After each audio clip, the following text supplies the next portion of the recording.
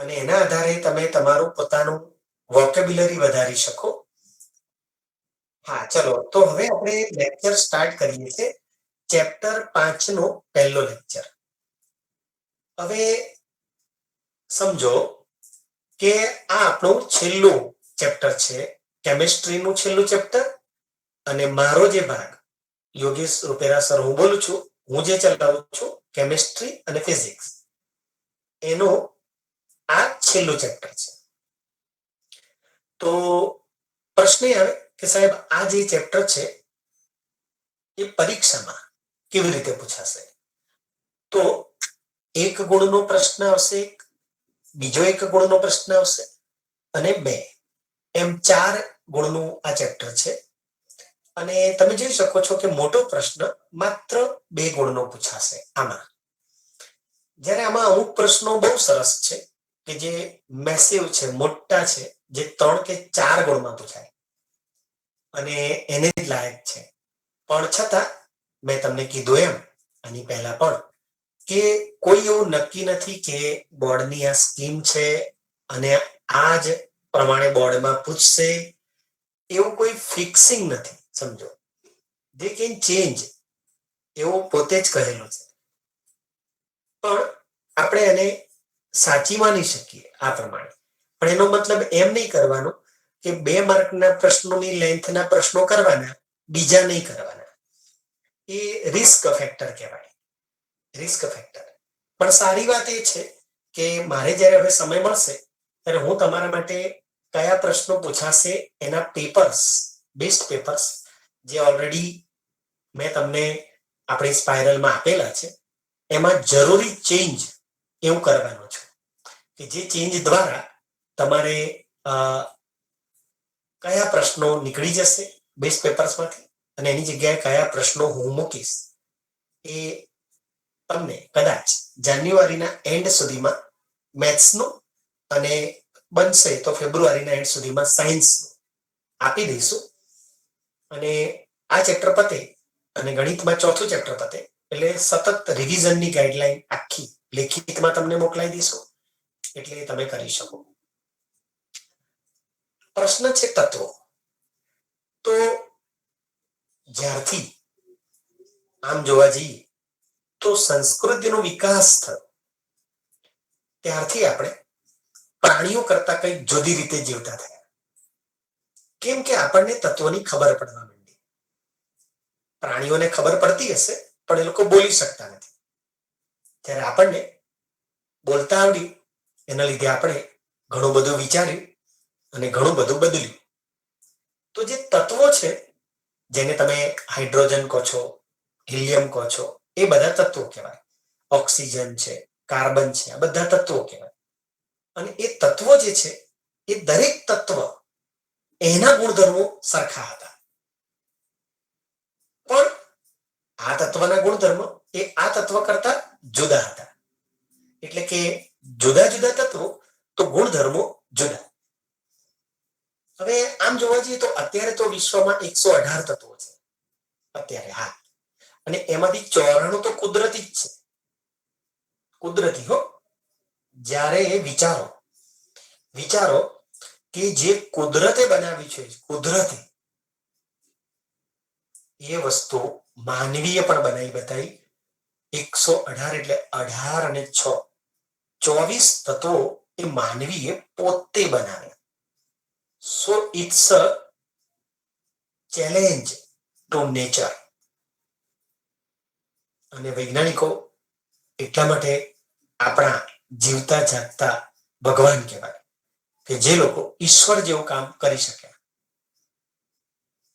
તત્વો બનાવવું એટલે કે નાની સોની વાત નથી. તમે સમજો, એક ચોક્કસ ગુણધર્મો ધરાવતો પદાર્થ બનાવો અને એ પણ બીજા કરતા અલગ. વિચારો. So it's very very big thing કે જે માનવીએ એ પ્રસ્થાપિત કરી કહેવાય. અહીંયા ટૂંકા સવાલ માટે આ બધું કામમાં આવે, 1 માર્ક આ બધું. તો પ્રશ્ન એ હતા કે એ જમાનામાં આપણે વાત કરીએ છીએ છેક 1800 ની સૃષ્ટિમાં, આજથી 200 વર્ષ પહેલાની વાત છે બધી. તો એ જમાનામાં જે તત્વો ફેમસ હતા, બરાબર, એ તત્વો એ અવ્યવસ્થિત રીતે બધું હતું, કારણ કે તત્વો પોતે ભલે એકલા હોય પણ એ તત્વો બીજા તત્વો સાથે જોડાય એટલે બને સંયોજન, અને એ સંયોજનો જો હોય અલગ અલગ, તો એમાં મૂળ તત્વોના ગુણધર્મોમાં ફેરફાર થઈ જતો. મૂળ તત્વો વાયુ હોય, હાઇડ્રોજન વાયુ, ઓક્સિજન વાયુ, પણ એ બે ભેગા થઈને જે આ બને એ પ્રવાહી પણ બની શકતું હતું. એને વધુ નીચા તાપમાને લઈ જતો ઘન પણ બની શકે. એટલે કે જે મૂળ તત્વો હોય એ તત્વો પાછા જોડાઈને સંયોજનો બનાવે, તો એના ગુણધર્મો પાછા અલગ, અને એ પણ ઈચ્છિત ગુણધર્મો ધરાવતા પદાર્થ પણ બનાવી શકાય. તો આ બધું જે કેમિકલ ક્ષેત્ર હતું એમાં આ જે તત્વો એ તત્વો એનું વર્ગીકરણ કરી એક સુવ્યવસ્થિત ગોઠવણી બહુ જરૂરી હતી, જેના આધારે તમે આમ કહી શકો કે આ બે જણાને તમે લો એટલે પાણી બનશે. તો એ માટે એ લોકોનું સુવ્યવસ્થિતપણું સમજો. એક કેઓસ માંથી ઓર્ડર, ઇંગ્લિશમાં કહીએ તો કેઓસ, ગમે તેમ અવ્યવસ્થિત, એમાંથી વ્યવસ્થિત થવું જરૂરી હતું. તો હવે પ્રશ્ન એ હતો એ જમાનામાં જેમાં લિમિટેડ જ્ઞાન હતું કે આ ક્લાસિફિકેશન કરવું કઈ રીતે. જેમ કે સ્કૂલમાં તમામ વિદ્યાર્થીઓનું ક્લાસિફિકેશન એ ધોરણને આધારે થયેલું હોય છે, બરાબર. ધોરણ 1માં તમે હો, ધોરણ 2માં તમે હો, ધોરણ 10માં તમે હો, તો તમારે ક્યાં જવાનું એ તરત જ તમને જાણકારી હોય છે. એટલે મહેજ 15-20 મિનિટમાં તમે તમારા રૂમમાં ગોઠવાઈ જાઓ છો, શિક્ષક તમને ભણાવવા આવી જાય છે અને બધું સુવ્યવસ્થિત કોમ્બિનેશન થાય. તો આ તત્વોનું વર્ગીકરણ એ કરવાની એટલે જરૂર પડે. અને પહેલું ભગીરથ કામ અથવા પહેલું કાર્ય એ કર્યું ડોબ્રેનર નામના વૈજ્ઞાનિકે, જર્મન વૈજ્ઞાનિક હતો, અને છેક 1817માં, સો પોસિબલી 200 years back, છેક 200 વર્ષ પહેલા એને પહેલું ડોબ્રેનરે આ કામ સ્ટાર્ટ કર્યું. હવે એ વખતે કેવું હતું, એક તો જેટલા જાણીતા તત્વો એ જમાનામાં હતા, તકરીબન 50 થી ઓછા એ વખતે તત્વો વિશ્વમાં જાણીતા હતા. પૃથ્વી પર તો હતા એ લોકો, પણ એને શોધાયા નહોતા. એટલે ડોબ્રેનર પાસે જેટલા, એને ટ્રાય કર્યો કે આ બધા તત્વો જે એમને ફેલાયેલા છે એને કંઈક તો કરીએ, ગોઠવણી કરવા કંઈક તો વિચારીએ. તો એને છે ને પરમાણુ, એ વખતે ફેમસ વસ્તુ હતી પરમાણુ દળાંક, એનું વજન, પરમાણુનું વજન. તો એને શું વિચાર્યું કે આપણે કંઈક પરમાણુ દળ ઉપર વિચાર કરીએ અને જો એ લોકોનું કંઈક ગોઠવણી શક્ય બને. તો એણે જોયું કે લિથિયમ જે 3જા નંબરનું તત્વ છે, અત્યારે પરમાણુ ક્રમાંક શબ્દ બહુ ફેમસ છે, તમને બધાને ખબર છે 3જા નંબરનું છે, પણ એ વખતે પરમાણુ દળાંક હતો. તો એનું પરમાણુ દળ હતું 6.9 યુનિટ. જો યુનિટ એટલે એક પરમાણુનું દળ, હાઇડ્રોજનનું દળ છે ને પરમાણુ દળનું યુનિટ કહેવાય, બરાબર, હાઇડ્રોજનનું. તો આ 6.9 યુનિટ હતું, એટલે આની અંદર હાઇડ્રોજનનું વજન 6.9 વાર, એટલે તકરીબન 7 વાર કહેવાય એમ લિથિયમમાં. સોડિયમ જે હતું, એનું પરમાણુ દળ 23 યુનિટ જેટલું હતું, અને પોટેશિયમ એનું પરમાણુ દળ તકરીબન એ 39 યુનિટ જેટલું હતું. આવી રીતના એને 3 તત્વોના પરમાણુ દળ તો ખબર હતી, પણ આની વિશેષતા એ હતી આ 3ની કે જો તમે આ બે પરમાણુના દળ લો અને એનો સરવાળો કરો અને એને 2 વડે ભાગો, જેને કહેવાય સરેરાશ બંનેનો સરવાળો ભાગ્યા 2. તો તમારો જવાબ એ 22.95 એટલે લગભગ 23 યુનિટ જ આવે છે. Exact 23 unit. અને આ એને જે શરૂઆતના તત્વો હતા એ વખતે એવું પાછું બીજે જોયું, આવું ને આવું બીજે જોયું અને આવું લાગુ પડ્યું. આ પ્રમાણે એમાંય થયું. આપણને આ ઉદાહરણ છે ચોપડીમાં, એટલે આ આપણે સમજી શકીએ. એવી ત્રિપુટીઓ એને બનાવી એટલે એને ડોબ્રેનરની ત્રિપુટીઓ કહેવાય છે. એને વધારે નહીં પણ 3 ના આવા ગ્રુપ બનાવે એટલે એને ડોબ્રેનરની ત્રિપુટી કહેવાય છે. અને એવી એને ત્રિપુટી પાછી આવી બનાવી અલગ અલગ, જે તમે મારા સ્પાઇરલમાં જોઈ શકશો કે આવી એક ત્રિપુટી બની, પછી એક આવી બની, પછી એક આવી બની.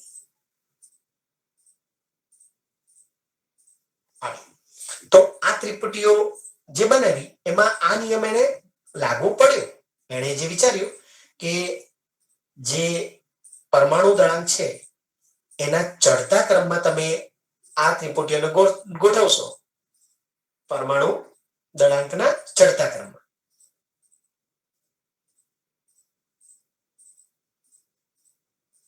ચડતા ક્રમમાં ગોઠવો તો જે વચ્ચેનું તત્વ છે એનું પરમાણુ દળ એ આજુબાજુના બંને પરમાણુ દળની સરેરાશ જેટલું થાય છે. એટલે કમસે કમ એને આટલું તો ક્લાસિફિકેશન કરી શક્યો એ જમાનામાં. હવે પ્રશ્ન આવે કે સાહેબ આપણે આ તે તમે જે દોર્યું એમાં જરૂરી છે કે આ પરફેક્ટ સ્થાનમાં આવવા જોઈએ આ લોકો? તો હા, આ રીતે પરફેક્ટ સ્થાનમાં આવે એ રીતે તમારે આને તૈયાર પણ કરવાનું છે. તો આને તૈયાર કરવું હોય ને તો હું સરસ એક ટ્રીક બતાવું. એક વાક્ય છે કે લીના નામની છોકરી છે, લીના. એ લીના એવું કહે છે, લીના કે કેસરબા એ સીબીઆઈમાં છે. આ વાક્ય તમે યાદ રાખો ને. લીના એવું કહે છે કે કેસરબા સીબીઆઈમાં છે. તો જો આ લી ના કે લીના એવું કહે છે કે કેસરબા કે સરબા, લીના કે કેસરબા સીબીઆઈમાં છે. તો તમે આ બોર્ડમાં આવું ના લખતા, તમારે બોર્ડમાં તો કોઠો જ દોરવાનો છે. તો આ એક ત્રિપુટી થઈ, કેલ્શિયમ સ્ટ્રોન્સિયમ ને બેરિયમની એક ત્રિપુટી થઈ, પછી ક્લોરીન બ્રોમિન આયોડિનની ત્રિપુટી થઈ. તો ડોબ્રેનરે એ જમાનામાં કમસે કમ આટલો ક્લાસિફિકેશન તો કરી બતાવ્યું કે જો હું આ તત્વોને પરમાણુ દળના ચડતા ક્રમમાં ગોઠવું તો મારી ત્રિપુટીના મધ્યમાં રહેલા પરમાણુનું દળ એ આજુબાજુના પરમાણુ દળની સરેરાશ જેટલું થાય છે. દરેકમાં આ લાગુ પડે છે આ વસ્તુ. તો એક સરસ કામ એને 1817માં કમસે કમ આટલું વિચારીને કર્યું. તમે વિચારો કે પહેલા તો આ કેટલું મામૂલી લાગે તમને અત્યારે, પણ એ જમાનામાં કે જ્યારે કશું શોધાયું ના હોય, કશું વિચારાયું ના હોય, ત્યારે બહુ મોટી ઉપલબ્ધિ હતી. કેમ કે he was first person in the world to start this thing. કે ભાઈ કમસે કમ આ તત્વો જે ગમે તેમ ફેલાયેલા છે એને કંઈક તો વિચારીને સરખા કરો, તો તમને આ ખબર હોય તો એના આધારે એના ગુણધર્મોમાં કંઈક ઉપલબ્ધિ થાય. અને પાછું સારી વાત એ હતી કે આ લોકોના ગુણધર્મો પણ સરખા હતા. આ ત્રિપુટીના ગુણધર્મો પાછા સરખા હતા. ખાલી એવું નહીં કે એ લોકોના પરમાણુ દળમાં એણે કીધું એ પ્રમાણે થયું, પણ એમના ગુણધર્મો પણ સરખા સરખા રહેતા હતા.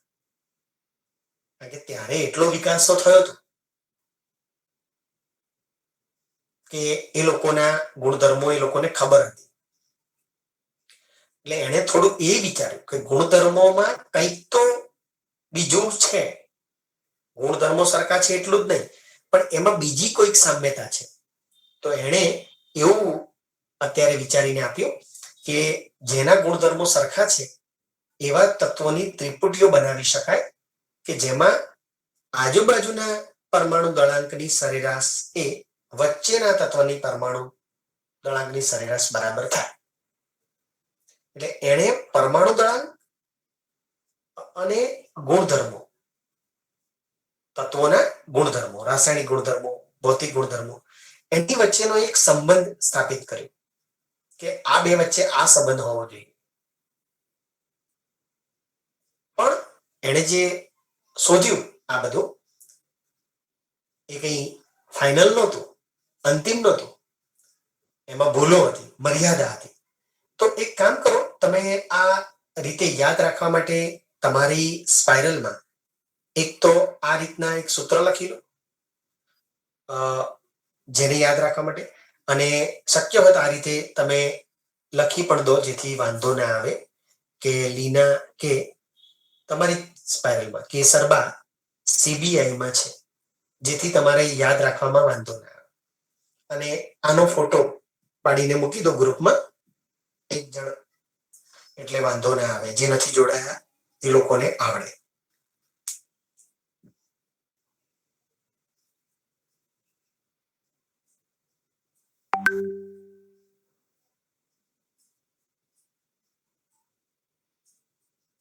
તો ડોબ્રેનર એ પહેલો વ્યક્તિ હતો કે જેણે કમસે કમ તત્વોના ગુણધર્મો અને પરમાણુ દળાંક વચ્ચે આવો વિચાર તો કર્યો.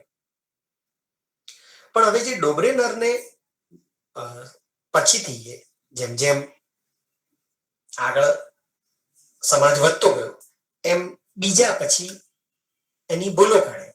અને વૈજ્ઞાનિકો છે ને એ પાછા આમ જોવા જઈએ તો સ્ત્રીઓ કરતા ખતરનાક હોય. આપણે કોઈ સ્ત્રીના વિરોધી નથી, પણ સ્ત્રીઓ જેમ છે ને સારું કરતા કોઈની ટીકા જલ્દી કરવાનું શોધે કે આનામાં ખામી શું છે, એમ વૈજ્ઞાનિકો શું કરે, જે બી શોધે ને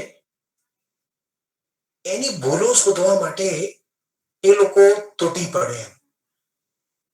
એ લોકો કદી હાયામાં ના માને, ખતરનાક ભેજા હોય બધાના, અને એની ભૂલો ક્યાં છે. તો એની ભૂલો એ નીકળી કે એ સમયના જાણીતા બધા તત્વો માં આવી ત્રિપુટીઓ બની શકી નહીં. એનાથી બધા જાણીતા તત્વોમાં આવું બની ના શક્યું. એટલે કે એનો નિયમ બધાને લાગુ ના પડ્યો, એટલે નિયમ સાચો ના કહેવાય. તમારી વસ્તુ બધાને લાગુ પડે ને તો જ તમે સાચા કહેવાય, સમજો. એટલે પહેલા તો એક વસ્તુ એ બની કે એ સમયના જેટલા બી તત્વો જાણીતા હતા એમાં બધામાં એનો આ નિયમ લાગુ ના પડે. અને બીજું એ બન્યું કે એ સમયે જાણીતા તત્વો હતા નાઇટ્રોજન, ફોસ્ફરસ અને આર્સેનિક. હવે એકચ્યુઅલી આ બધાના ગુણધર્મોમાં પણ સામ્યતા હતી, પણ છતાં આ ત્રિપુટીને એનો નિયમ લાગુ ના પડે. એણે એવું કહ્યું કે પરમાણુ દળાંક અને ગુણધર્મો વચ્ચે આ નિયમ મારો કામ કરશે જ, કે એ ત્રણને ચડતા ક્રમમાં ગોઠવો તો એ બંનેના પરમાણુ દળાંકની સરેરાશ એ વચ્ચેના જેટલી થાય. પણ આમાં એવું ના થયું. હવે આનો પરમાણુ દળાંક કેટલા છે એ તમને મને કોઈને ખબર નથી, યાદ રાખવાનું નથી. કદાચ 11-12 સાયન્સમાં તમે આવો ત્યાં તમારે બધા તત્વોના પરમાણુ ક્રમાંક દળાંક યાદ રાખવાના આવી શકે. As far as I know, when I was a student in 12th science, અમારે લગભગ આ બધા યાદ રાખવાના આવતા. હવે આવા તો અત્યારે 114 તત્વો શોધાયેલા છે, એ બધાના નંબર એ બધું યાદ રાખવાનું હતું. હાલાકી તમારે 10મા ધોરણ સુધી એટલીસ્ટ 1 થી 20 નંબરના તત્વોના પરમાણુ ક્રમાંક યાદ રાખવાના આવશે. 1 થી 20. અને પરમાણુ ક્રમાંક, દળાંક નહીં. એ વખતે શરૂઆતમાં તો પરમાણુ ક્રમાંક વિશે કોઈ જ્ઞાન જ નહોતું લોકોને, કોઈ જ જ્ઞાન નહીં. કારણ કે એ જમાનામાં પરમાણુમાં ન્યુક્લિયસ હોય, ઇલેક્ટ્રોન હોય, એવું કશી ખબર જ નહોતી. આજથી 200 વર્ષ પહેલા ને 150 વર્ષ પહેલાની આ બધી વાતો છે. એટલે એવું કંઈ ક્લાસિફિકેશન નહોતું. તો ડોબ્રેનરની ત્રિપુટી એટલે શું અને એક ઉદાહરણ આપીને આખું સમજાવવાનું હતું. એ આપણે સવાલ પૂરો કર્યો પહેલો. અને બીજો સવાલ હતો ડોબ્રેનરના વર્ગીકરણની મર્યાદા સમજાવો. એ પણ આપણે પૂરો કર્યો. હવે કદાચ કોઈક સાહેબ એવું કરે કે તમને કોઈકના પરમાણુ દળાંક આપે, આને આપે, આને આપે, આને આપે, આને આપે, આને આપે, આને આપે, અને પછી લખે કે તમે નીચેનામાંથી કઈ ડોબ્રેનરની ત્રિપુટી છે અને કઈ નથી. એવું છે ને, તમે જ્યારે ગાઈડ લેશો ને, હું અત્યારે બહુ ધીમે ચલાવું છું ને એના કારણે તમને સમજાવી શકું કે તમે ગાઈડ લઈને બેસશો કદાચ તો એમાં એવા સવાલો જાતે બનાવેલા છે. તમે કદાચ ગાઈડ તો અત્યારે તમારી પાસે ના હોય અત્યારે હાલ ને હાલ, પણ હું તમને બતાવી દઉં કે તમે ફોકસ કરી શકો તો ઠીક છે, નહીં તો ખાલી તમને લખીને બતાવું છું કે અહીંયા એવો સવાલ છે. સાંભળજો કે આપણી પાસે અહીંયા એક કોઠો હોય, અહીંયા સવાલની અંદર એક કોઠો હોય અને પછી તમને કહેવામાં આવે કે નીચેનામાંથી કઈ ડોબ્રેનરની ત્રિપુટી છે. બરાબર? તો આ રીતના કોઠો છે કે એક સમૂહ છે એ અને એના પરમાણુ દળ છે. બીજો સમૂહ છે ડી, એના પરમાણુ દળ છે. તો એક સમૂહ છે એન, પી અને એસ. એસ એટલે આર્સેનિક, એક પ્રકારનું ઝેરી તત્વ છે આ, જે આપણે ખોરાક ખાઈએ છીએ ને અત્યારે એમાં આવી જાય છે આપણા શરીરમાં. તો એ અને બીજો સમૂહ છે આ. હવે આ બધાના જે પરમાણુ દળ છે ને આ એ કઈ તમારે યાદ નથી રાખવાના, સમજો. એ તમને છાપીને આપ્યા હોય અને પછી કે નીચેનામાંથી કઈ ડોબ્રેનરની ત્રિપુટી છે અને કેમ. એટલે સમૂહ એ છે કે સમૂહ બી છે અને કેમ. તો હમણાં જ આપણે કહ્યું તેમ કે આવા સંજોગોમાં તમારે જે વચનું છે ને એને નહીં અડવાનું, પણ આ બંનેનો સરવાળો કરવાનો અને એને 2 વડે ભાગવાનો. તો 0.9 એમને એમ અને 4 ને 4 8, 7 ને 1 8 અને 2 વડે ભાગો. તો 2 વડે ભાગો એટલે 2 ચોક 8, 2 ચોક 8, 2 ચોક 8, 2 પંચા 10. તો આ 44.45 યુનિટ એ આનું પરમાણુ દળ હોવું જોઈએ, જ્યારે નથી. તો એકચ્યુઅલી આ સમૂહ એમાં આ નિયમ પ્રમાણે ડોબ્રેનરની ત્રિપુટી તો નથી. હવે આપણે બીજી જોઈએ, બીજી ત્રિપુટી. તો એમાં કેલ્શિયમ છે 40.1, પછી બેરિયમ છે 137.3 અને એને 2 વડે ભાગીએ તો 3 ને 1 4, 7, 13 ને 4 17. હવે એમાં આપણે 2 * 16, 1, 2 * 16 અને 2 * 14.